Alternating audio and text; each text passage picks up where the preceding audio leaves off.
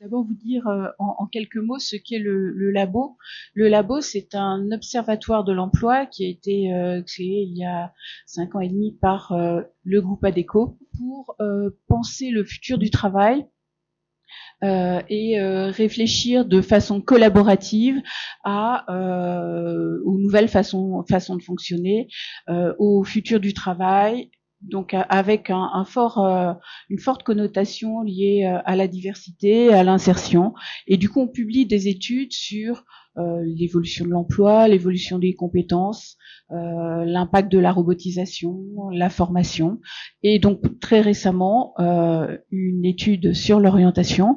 Et cette étude sur l'orientation a été faite de façon collaborative selon une méthode qui est propre au labo et qui nous est très chère, donc en faisant appel à différentes parties prenantes.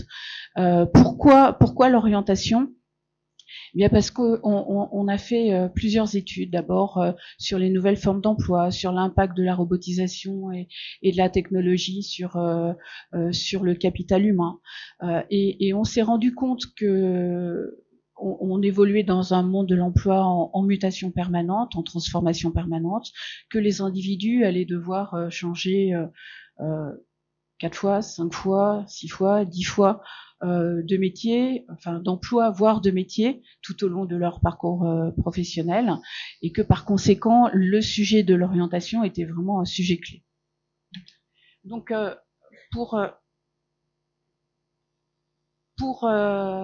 s'y prendre, on a donc une démarche à la fois partenariale et collaborative, avec pour objectif de dresser un panorama de l'orientation académique et professionnelle en France, de questionner aussi le rôle de l'entreprise dans l'orientation, et puis de proposer des pistes d'amélioration du système. On a une approche en 4 dimensions. D'abord collaborative. Quand je dis collaborative, c'est que cette étude a été menée avec 5 partenaires: l'AFPA, le FAFTT, la région Île-de-France, la FORB et le groupe ADECO. Donc ils se sont réunis à plusieurs reprises pendant 1 an et qui ont contribué chacun à leur mesure aux travaux.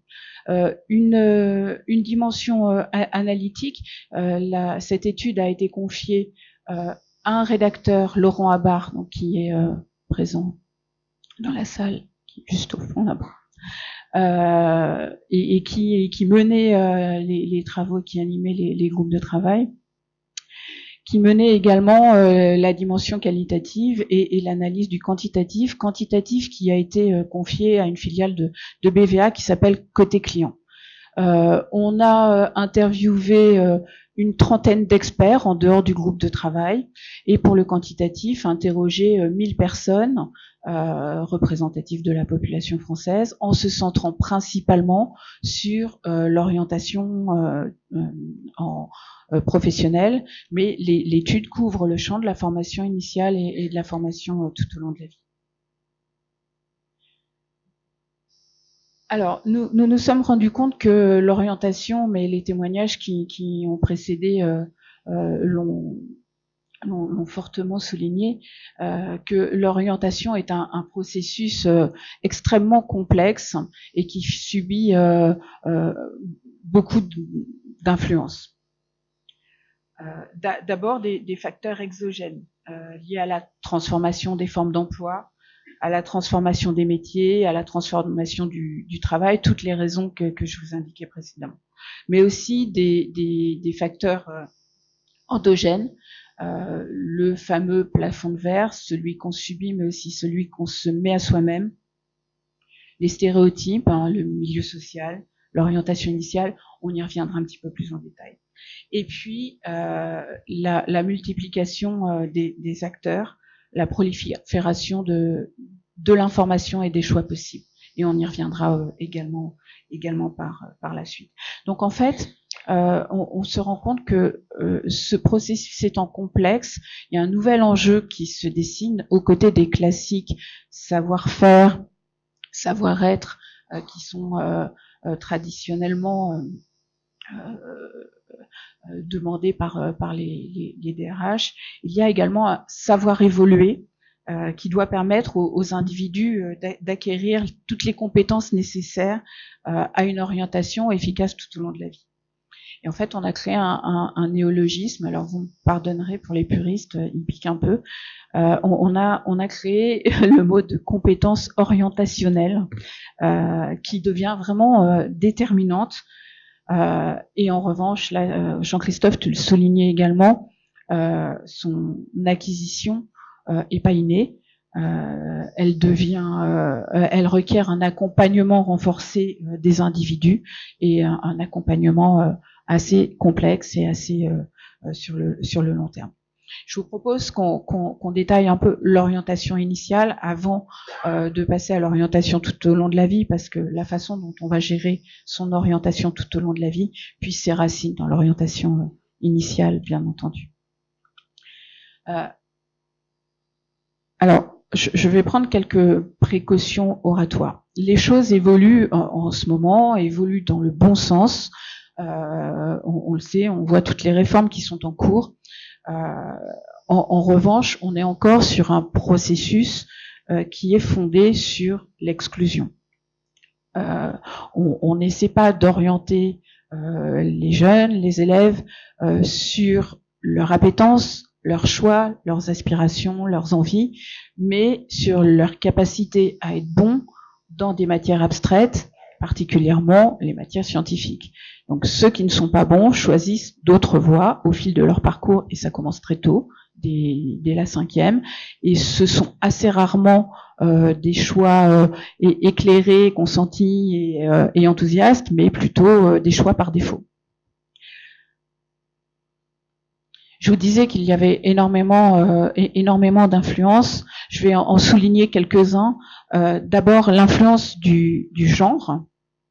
Les filles représentent 45% des élèves de terminale scientifique, mais plus que 30% des effectifs des classes prépa scientifiques et 28% des élèves en école d'ingénieurs.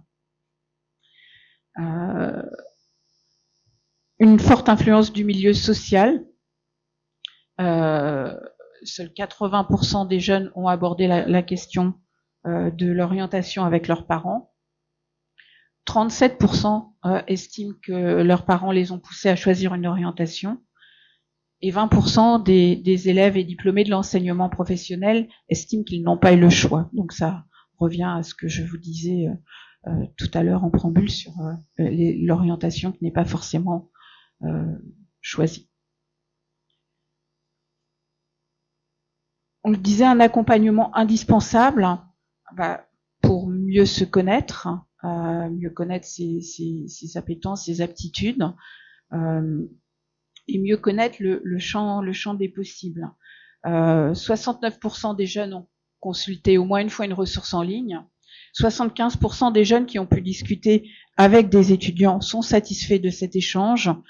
Et 78% des jeunes qui ont discuté avec des professionnels sont satisfaits de cet échange. Donc vous voyez l'importance des échanges, l'importance de l'information. Et en fait, il s'agit d'accompagner les élèves à s'autonomiser, en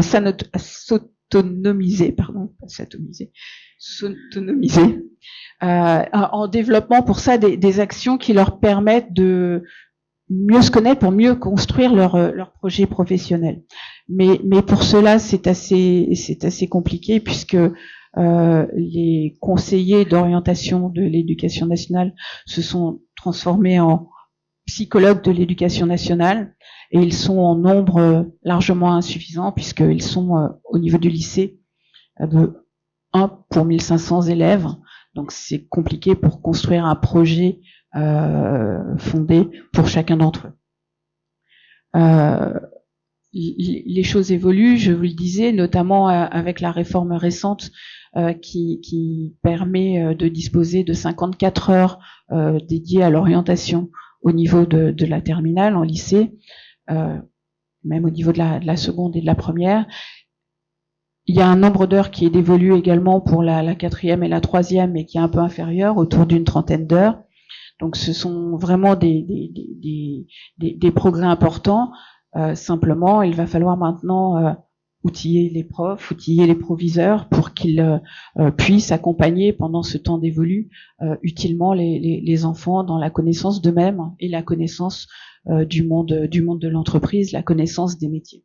Donc énormément d'expériences sont en cours, c'est fourmillant, l'entreprise se rapproche et rentre peu à peu dans les lycées, mais c'est encore un travail en progrès. Un travail en progrès parce que si le nombre de psychologues de l'éducation nationale n'est pas suffisant, en revanche, le nombre d'offres proposées à la sortie de la troisième est assez considérable, 6300 offres.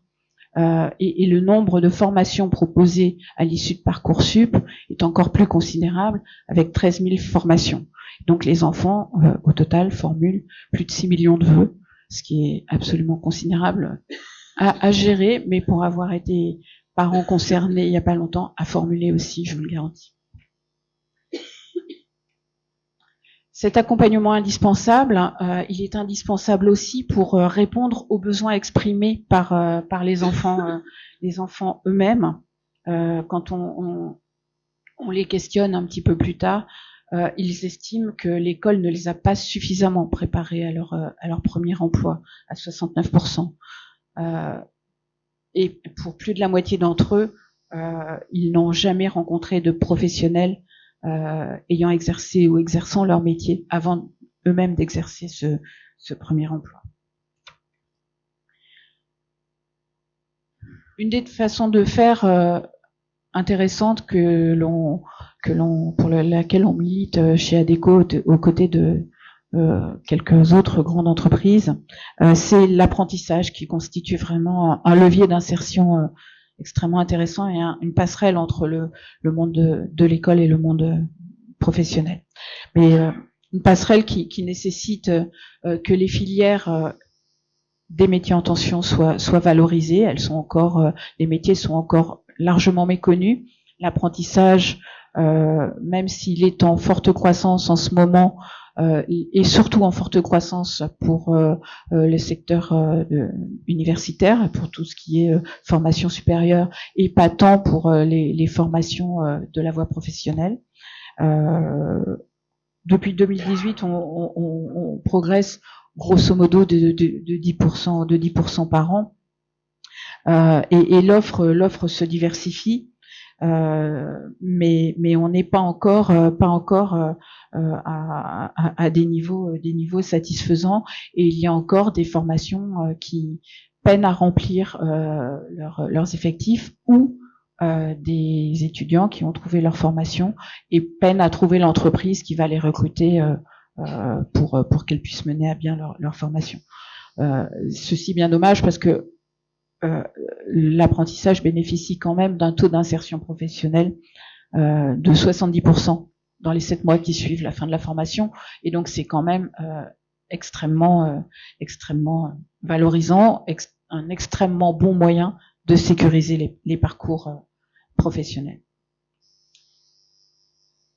Un des points importants pour chacune des études du labo, c'est que à l'issue de nos groupes de travail, on formule des propositions, donc pour améliorer le système.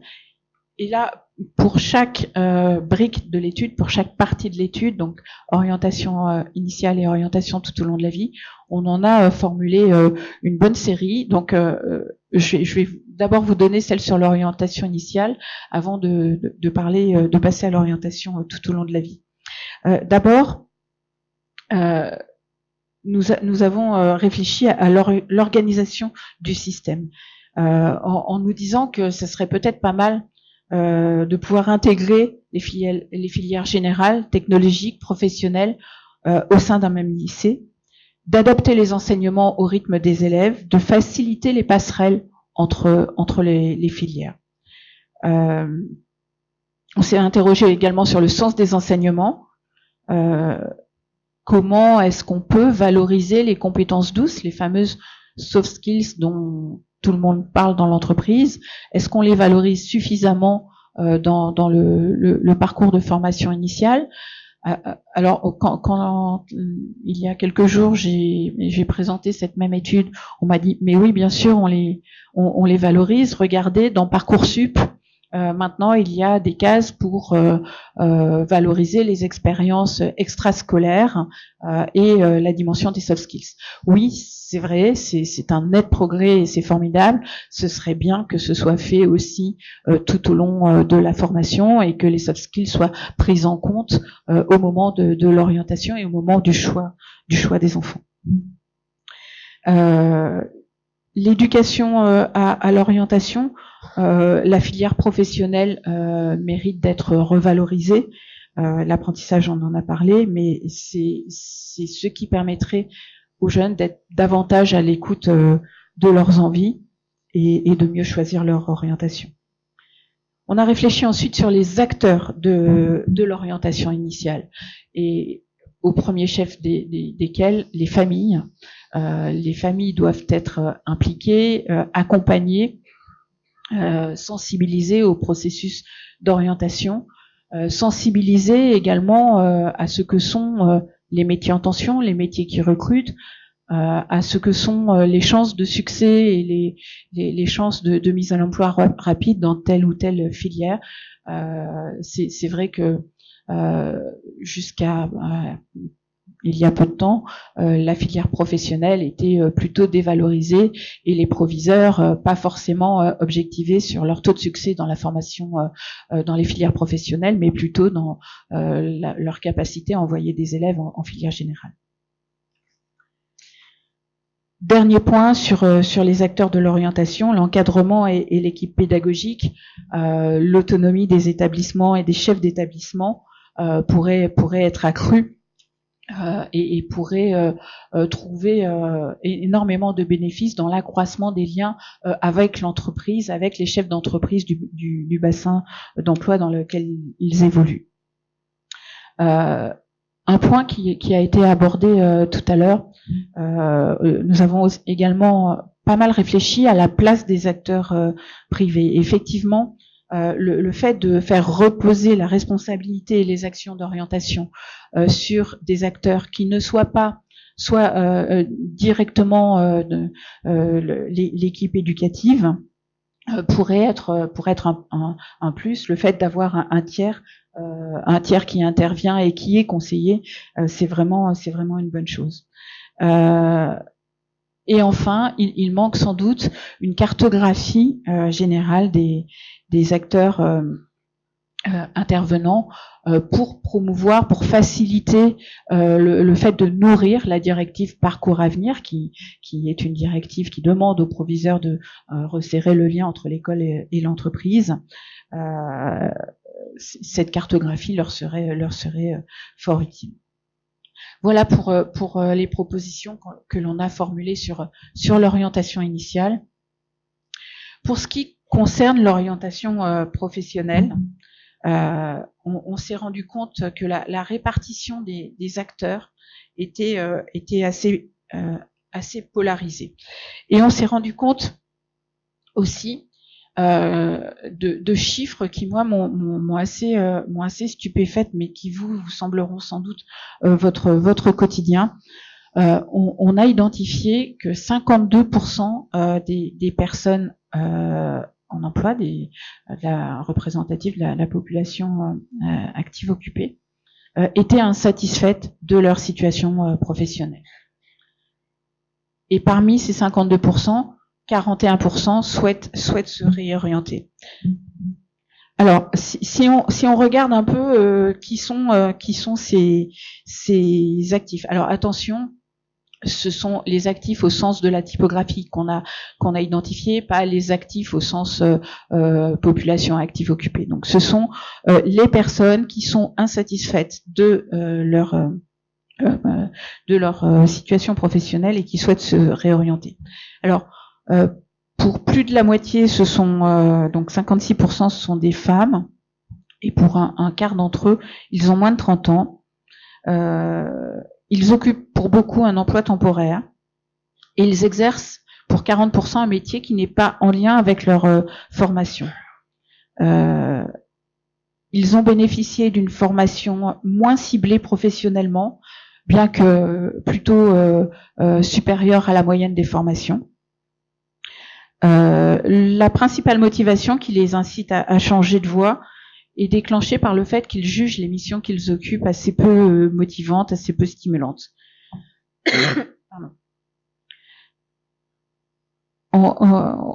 Ils sont également motivés par le fait qu'ils ne voient pas de perspective dans leur emploi. Ils sont peut-être arrêtés, la chose qui les arrête, c'est la crainte de se tromper et d'avoir besoin de se réorienter une nouvelle fois. Ça peut être un frein assez important. Maintenant, si on regarde les 11% qu'on a qualifiés de passifs, c'est-à-dire ce sont ceux qui sont insatisfaits et qui n'entameront pas de démarche pour se réorienter, là, ce sont encore des femmes et dans une plus grande proportion, à 61%, plutôt moins de 50 ans, et plutôt des catégories socio-professionnelles plus modestes que les précédents. 32% qui existent un métier sans lien avec leur formation. Rétrospectivement, ils se disent insatisfaits de leur orientation initiale et disent avoir été mal informés et pas assez accompagnés. Le choix de leur filière leur a été guidé par des perspectives d'emploi favorables dans la filière qu'ils ont choisie et par les incitations de leurs proches. Si on leur demande de quoi auriez-vous eu besoin pour mieux vous orienter, ils citent une meilleure connaissance d'eux-mêmes et de leurs aspirations profondes et une meilleure connaissance des formations et des métiers associés. Et ce qui les freine dans le fait de passer à l'acte, c'est la crainte de perdre en confort et en rémunération. Et si on fait un focus général sur les motivations qui poussent les gens à franchir le pas de l'orientation, le premier sur le podium, c'est l'amélioration de la rémunération. Le deuxième motif, c'est le fait d'être plus épanoui, d'exercer sa passion. Et on a vu tout à l'heure à quel point les témoignages vibraient de passion et à quel point ça peut être un moteur puissant dans la réorientation. Et le troisième point, c'est d'avoir un meilleur confort de travail, d'être plus autonome, de subir moins de stress, de se rapprocher de son domicile.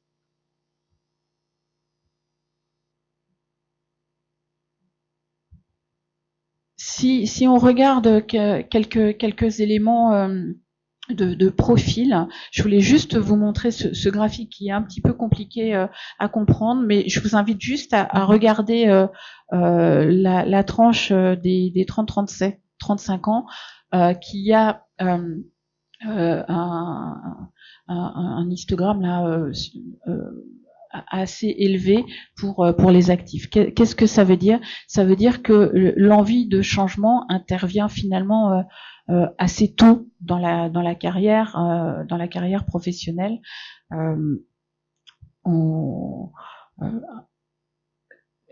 J'ai presque envie de mettre cela en corrélation avec une autre étude qu'on produit régulièrement depuis 5 ans, qui est un observatoire des transitions professionnelles, et où on voit que 50 000 jeunes, alors là qui sont plutôt masculins, plutôt urbains, plutôt très diplômés, donc 50 000 jeunes après une première expérience, donc entre 27 et 30 ans, quittent leur emploi sans passer par la case professionnelle pour aller faire totalement autre chose, absolument sans rien avec leur premier emploi. Ce sont des jeunes qui, diplômés de grandes écoles, ont vécu un stage ou une première expérience et se sont dit ça c'est pas ma vie, c'est pas pour moi, et choisissent de partir faire totalement autre chose. On a vu énormément de reportages dans les médias récemment sur les nouveaux boulangers dans la Creuse,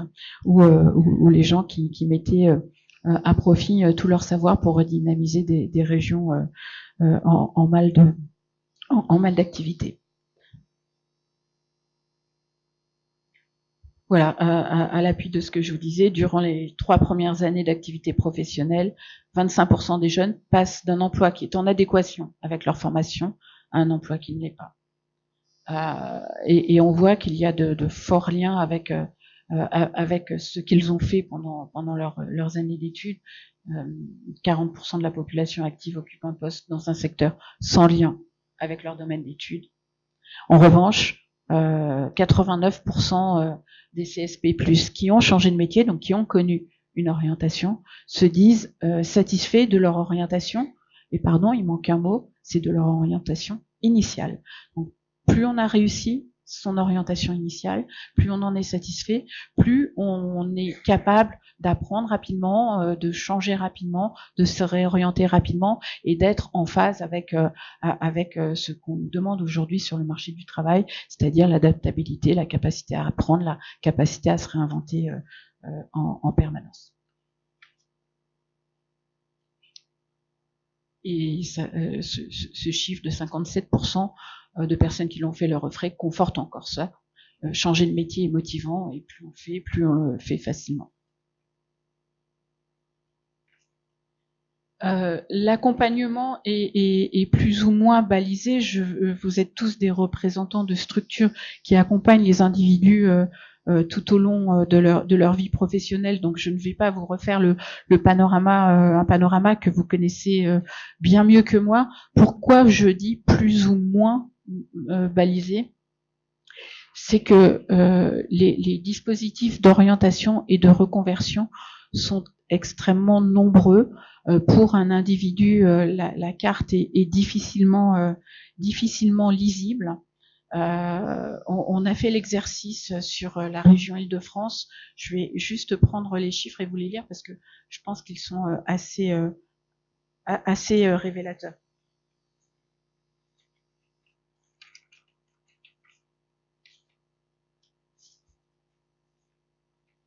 Donc, en Île-de-France, on trouve 900 points d'accueil information orientation, 230 points d'accueil du réseau information jeunesse, 76 missions locales avec une centaine d'antennes, 149 antennes de Pôle emploi, 9 APEC, 19 Cap emploi, 30 au passif, 19 chambres consulaires, 5 cités des métiers, 11 centres d'orientation universitaire, 90 CIO.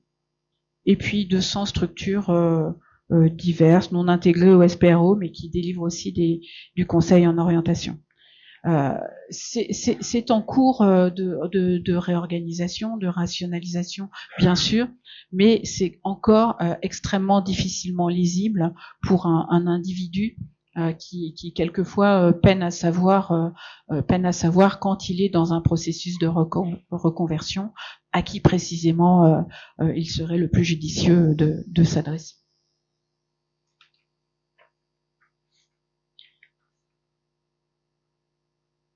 Juste revenir sur l'implication des branches et des entreprises. Je pense que les branches ont une forte responsabilité, les entreprises aussi ont une forte responsabilité dans ce processus d'orientation, ne serait-ce que pour travailler conjointement à un référentiel qui serait global, un méta-référentiel qui n'existe pas encore et qui permettrait à chacun de savoir quelles sont les compétences qu'il a exercées dans le métier qu'il a occupé, quelles sont celles qui sont transférables et quelles sont les passerelles entre différents métiers dans une branche. Ça, c'est en cours et ça existe déjà pour beaucoup de branches, mais aussi quelles sont les compétences qui pourraient être transférées d'une branche à l'autre, quels sont les soft skills attendus dans telle ou telle branche, comment les développer, comment les acquérir. Donc ça, je pense que c'est quelque chose dont les branches vont ou devraient s'emparer.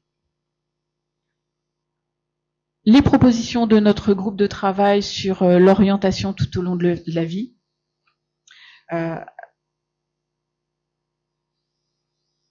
Alors d'abord sur ce qui concerne l'orientation des actifs, Jean-Christophe, tu l'as dit tout à l'heure,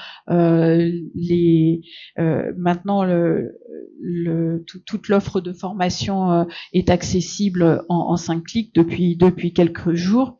Mais avant d'entamer une formation, et vous le savez bien, il est absolument indispensable de faire précéder ces formations d'une définition d'un projet professionnel et donc d'une phase d'orientation, de préparation extrêmement centrée.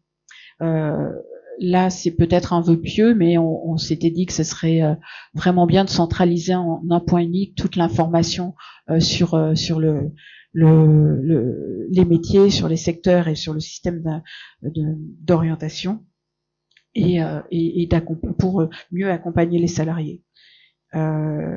Ensuite, sur les acteurs de l'orientation tout au long de la vie. Faire précéder la démarche préalable d'orientation dès que nécessaire d'un accompagnement.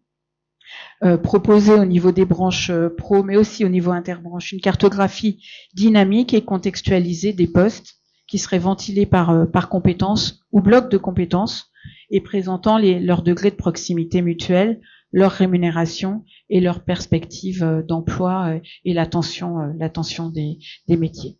Voilà, donc comme je vous l'ai dit en introduction, savoir s'orienter, savoir faire son chemin dans un processus et une multitude d'acteurs et de possibilités, c'est vraiment une compétence qui n'est pas simple à acquérir, qui est sous influence de multiples facteurs, qu'on soit en orientation initiale ou en orientation tout au long de la vie. Et plus c'est compliqué, plus ce sera compliqué. Donc c'est vraiment une compétence à accompagner et à accompagner de façon physique avec des individus. Voilà, merci beaucoup. Et puis à votre disposition si vous avez des questions.